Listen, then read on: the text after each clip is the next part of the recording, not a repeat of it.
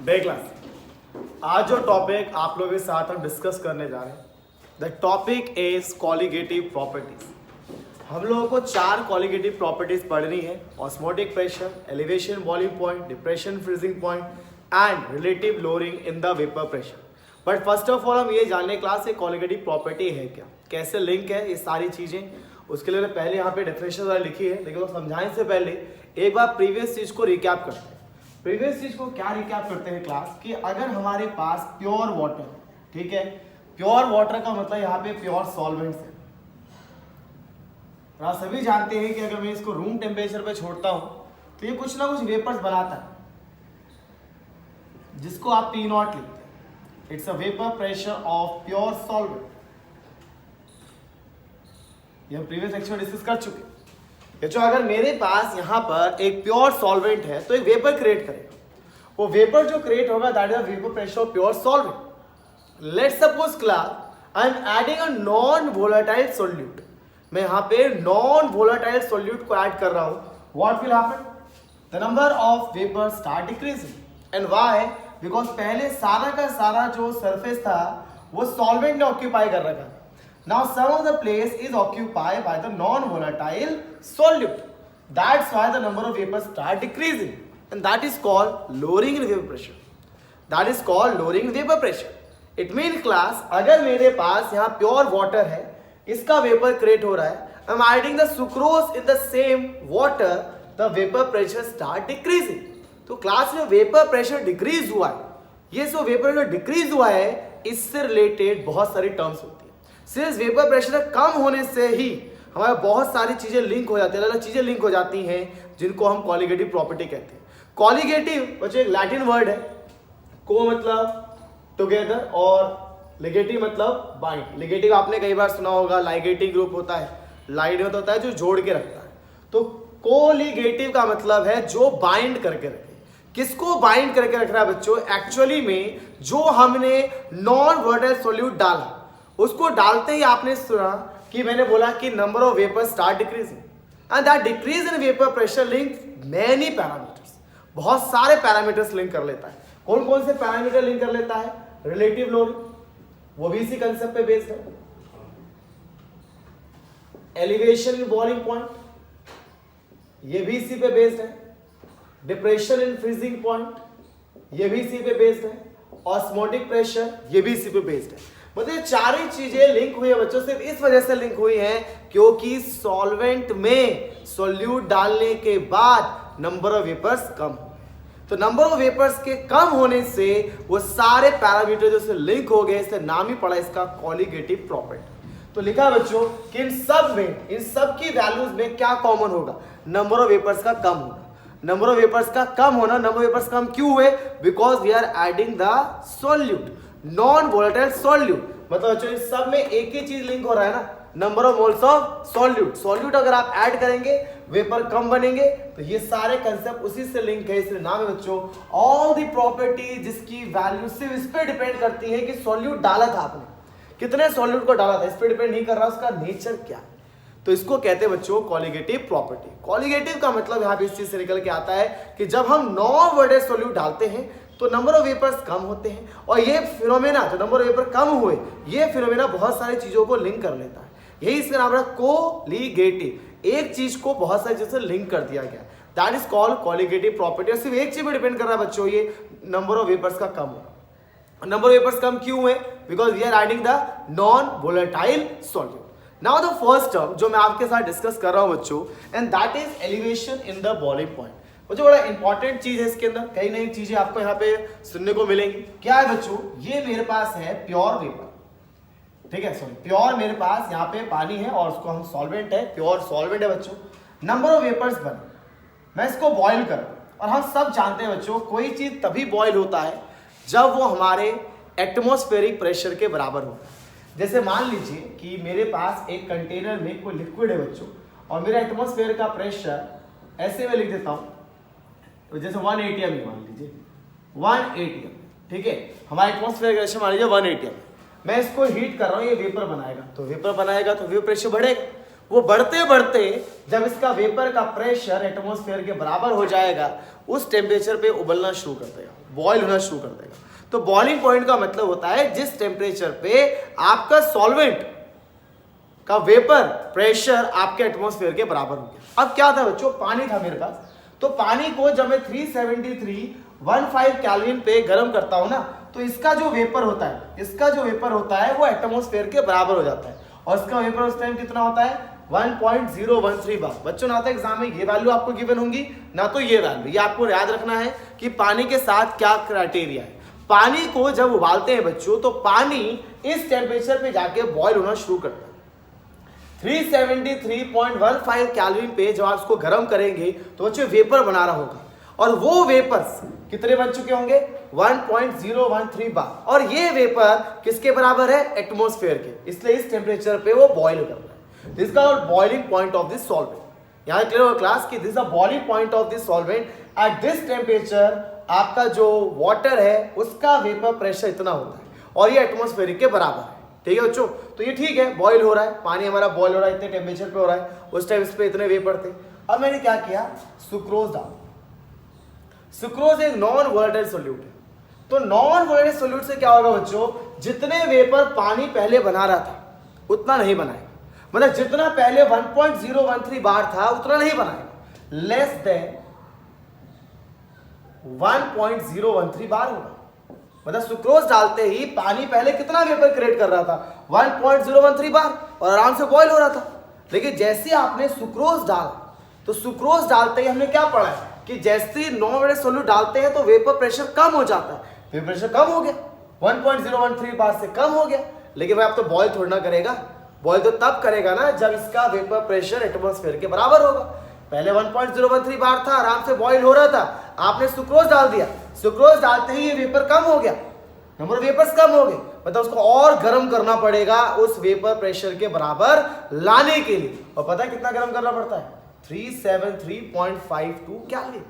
मतलब पहले 0.15 था, अब 0.52, मतलब बच्चों आपको ज्यादा गर्म करना पड़ा, आपको ज्यादा गर्म करना पड़ा। मतलब जब मेरे पास सिर्फ पानी था तो इतने टेम्परेचर पर वह बॉईल हो रहा था, लेकिन जब मैंने इसके नॉन वोलेटाइल सोल्यूट डाला तो ये थोड़ा सा ज्यादा टाइम लेगा अपने आप को बॉईल करने में, आपको ज्यादा टेम्परेचर देना पड़ेगा। तो टेम्परेचर बढ़ा ना, जब आपने यहाँ पे सुक्रोज को डाला, वेपर कम कर बैठा, वेपर कम करेगा तो ज्यादा गर्म करना पड़ेगा एटमॉस्फेयर के बराबर करने के लिए। कितना गर्म करना पड़ेगा, इतना ज्यादा करना पड़ेगा। तो यही जो इंक्रीमेंट हुआ बॉइलिंग पॉइंट में, यही कहलाता है एलिवेशन इन बॉइलिंग पॉइंट।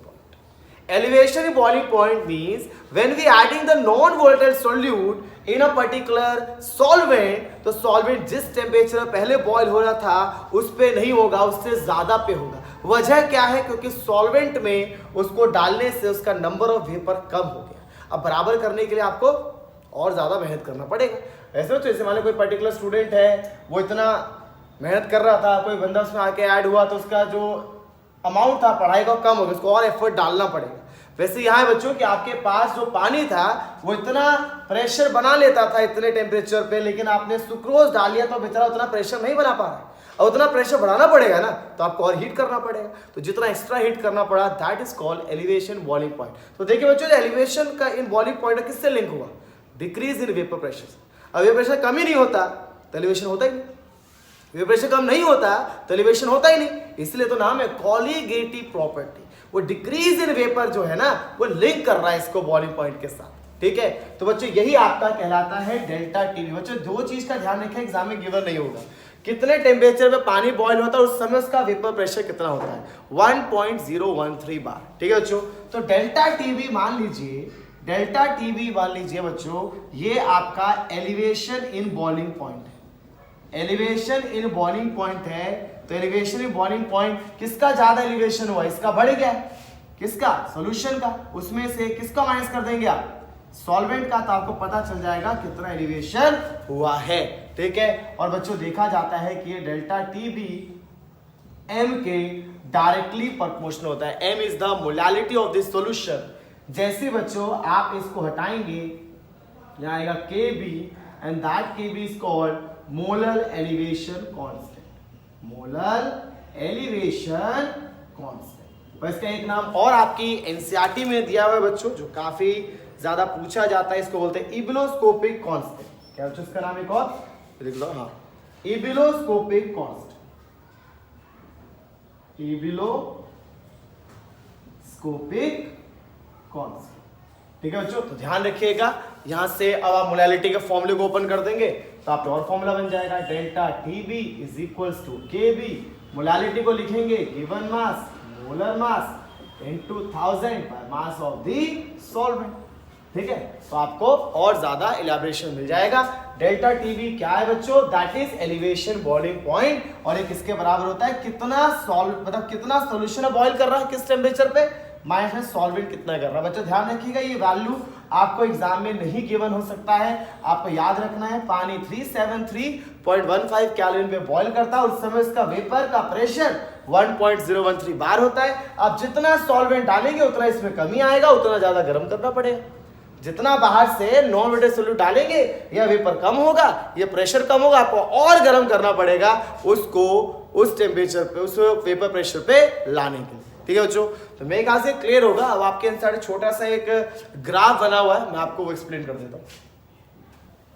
छोटा सा एक आपके एनसीईआरटी में एक इसको लेके ग्राफ है, वो ग्राफ मैं आपको एक्सप्लेन कर देता हूँ। वेपर प्रेशर है और मैंने यहाँ पे एक लाइन जो है एक बैरियर है, वो बैरियर है किस चीज का? हमारे एटमॉस्फेरिक प्रेशर का। कोई भी लिक्विड अगर चाहता है कि वो बॉयल हो तो उसके लिक्विड का वेपर प्रेशर इस लाइन तक पहुंचना चाहिए। मान लीजिए किसी भी टेम्परेचर पे, मान लीजिए शुरुआत में वेपर प्रेशर इतना, तो आप क्या करते हैं? टेम्परेचर बढ़ाते हैं। जैसे मान लीजिए बच्चों, अगर मेरे पास पानी है, ठीक है, और पानी हमें पता है 373.15 कैलोरी पे बॉयल हो। अब हर टाइम तो अवेलेबल नहीं होगा ना हमारे पास, 373.15 कैलोरी पे बॉयल होता है। मान लीजिए रूम टेम्परेचर इतना तो होता नहीं, मान लीजिए अभी 200 कैलोरी है टेम्परेचर। कितना पानी का टेम्परेचर? 200 कैलोरी। तो 200 कैलोरी पे कुछ तो वेपर प्रेशर होगा। अब आपने 200 कैलोरी से टेम्परेचर को बढ़ाना शुरू कर, 202, 203, 210, 220 बढ़ाना शुरू कर, तो क्लास क्या होगा? ये जो है लगातार इसका वेपर प्रेशर बढ़ता रहेगा, बढ़ता रहेगा, बढ़ता रहेगा, और एक बार जैसे यहाँ टच हो गया तो वो जहां टच हो जाएगा उसी टेम्परेचर को हम लोग क्या बोल देंगे? Boiling point. वेपर बढ़ता है क्या? देखिए इतने टेम्परेचर में इतना वेपर था, इतने टेम्परेचर में इतना वेपर था, इतने इतना वेपर था, वो बढ़ता चला गया और एक टाइम आया जब वो 1.013 बार के बराबर हो गया और हमने कहा कि वही हमारा क्या है? बॉइलिंग पॉइंट है। किसका? पानी का या सॉल्वेंट का, जो भी सॉल्वेंट है आपका, T naught B, boiling point of the solvent. अब बच्चों आपने इसके अंदर नॉन वोलेटाइल सॉल्यूट डाल दिया, सुक्रोज डाल दिया था मैंने, तो सुक्रोज डालते ही वेपर उतना ही बनता है, कम बनता है, कम, तो नीचे से जाएगा ग्राफ। तो ये बराबर तो अभी भी होगा, लेकिन ये बराबर होगा थोड़े से ज्यादा टेम्परेचर, ये हो जाएगा T B, that is the boiling point of solution. और ये जो हुआ इसको बोला जाएगा delta T B, that is elevation in boiling point, that is T B minus T naught B.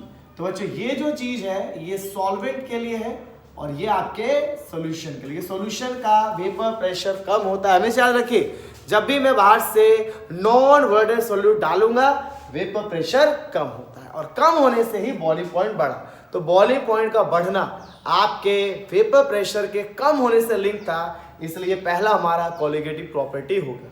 अब इस रिलेटेड स्टूडेंट एनसीईआरटी में कुछ क्वेश्चंस है जो मैं वन बाय वन आप लोगों के साथ डिस्कस कर रहा हूं, ठीक है। अब देखिए क्लास, पहला क्वेश्चन एग्जाम्पल 2.7 ही है, वो डिस्कस करते हैं आप लोगों के साथ।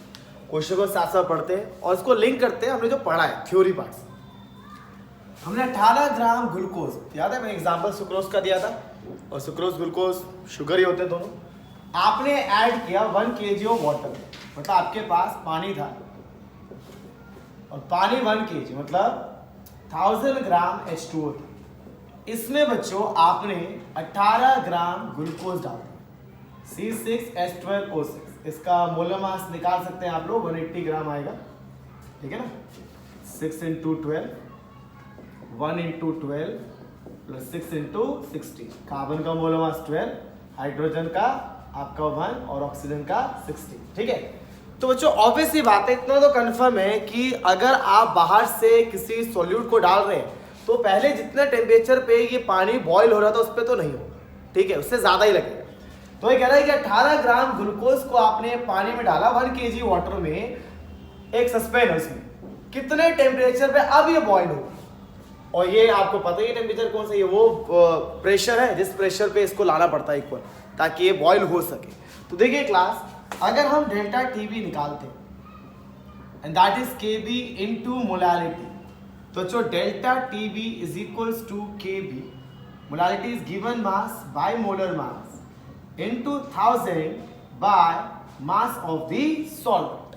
तो देखिए बच्चों, डेल्टा टीबी क्या होता है, सॉल्यूशन का बॉइलिंग पॉइंट माइनस सॉल्वेंट का, है ना, सॉल्यूशन माइनस सॉल्वेंट। केबी आपको गिवन है 0.52, weight of the solute that is 80, molar mass 1000 by 1000। अब बच्चों ये भी हमें पता ही होता है कि पानी कितने टेम्परेचर पे बॉइल करता है, 373.15, याद है ना, इतना प्रेशर जब होता है पानी का तब इतने टेम्परेचर पे बॉइल होता है, अभी आपको बताया था मैं। तो चाहिए हो जाएगा आपका कैंसिल आउट, 0.52 बाय 10 ये हो जाएगा 0.052।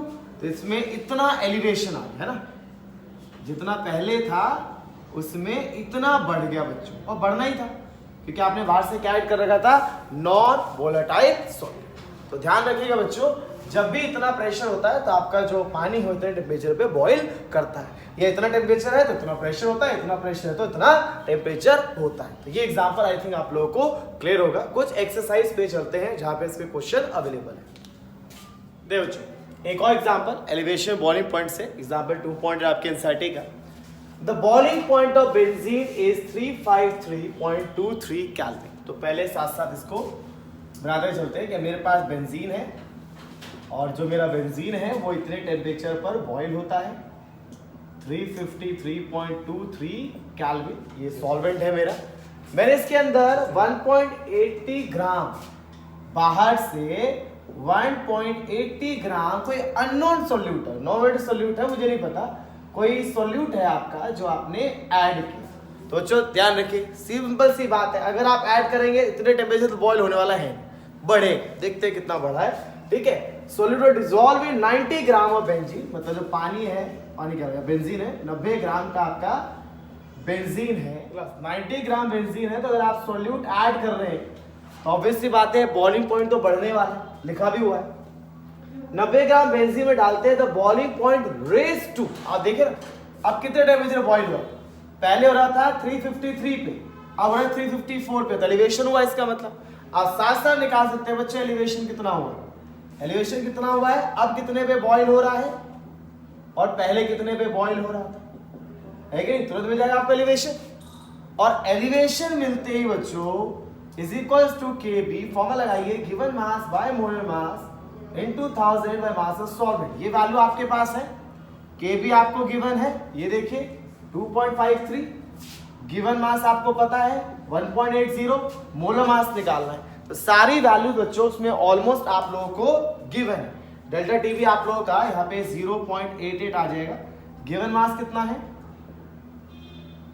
केबी, केबी बच्चों 2.53, गिवन मास कितना है 1.80, मोलर मास नहीं पता, 1000 में मास ऑफ सॉल्वेंट कितना है 90 ग्राम। तो यहां से आपको क्या मिल जाएगा, मोलर मास।